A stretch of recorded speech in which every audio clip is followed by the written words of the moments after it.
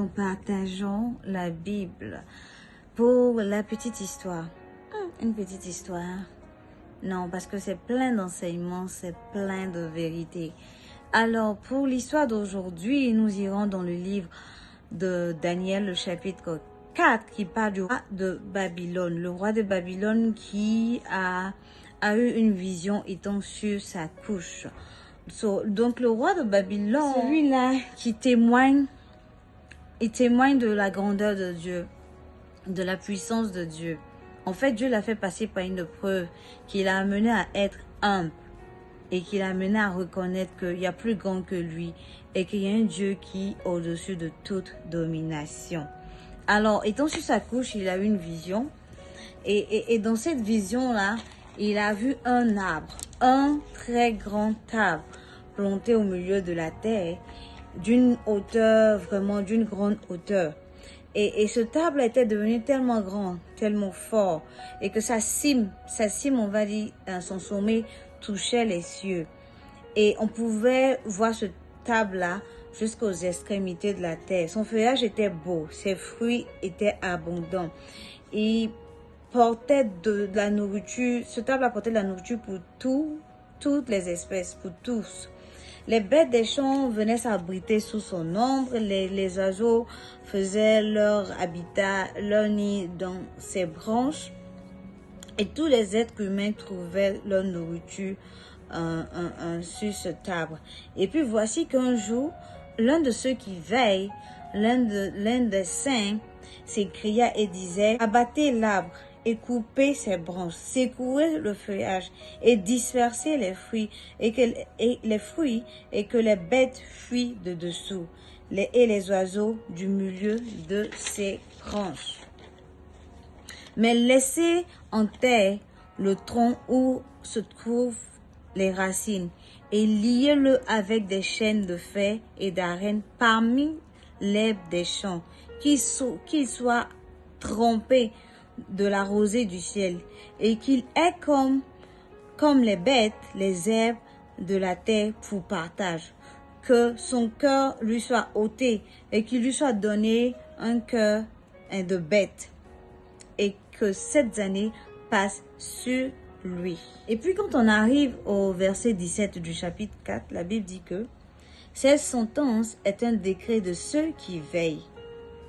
Cette résolution est un ordre des saints, afin que les vivants sachent,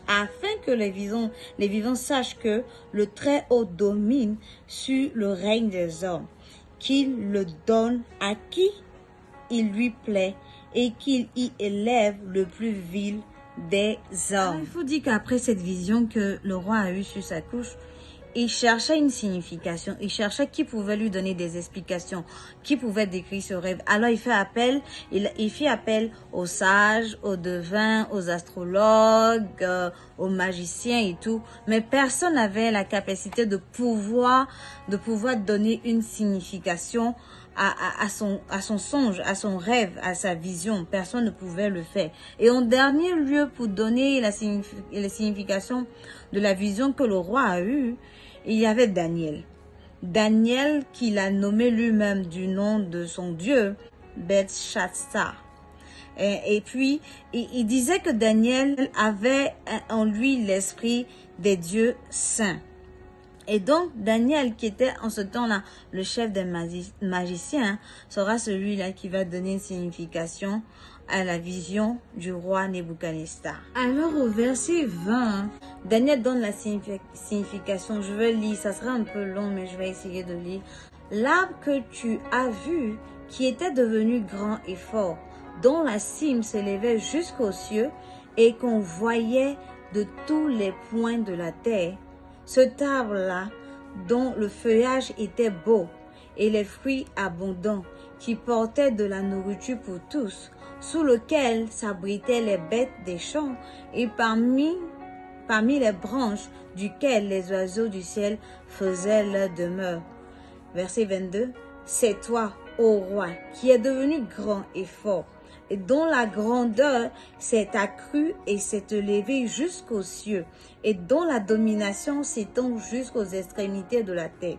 Le roi a vu l'un de ceux qui veillent et qui sont saints descendre des cieux et dire, abattez l'arbre et détruisez-le, mais laissez en terre le tronc où se trouvent les racines et liez-le avec des chaînes de fer d'arène parmi l'herbe des champs, et qu'il soit trempé de la rosée du ciel, et que son partage soit avec les bêtes des champs, jusqu'à ce que 7 ans soient passés sur lui. Voici l'explication au roi. Voici le décret du Très-Haut qui s'accomplira sur mon Seigneur le roi. On te chassera du milieu des hommes.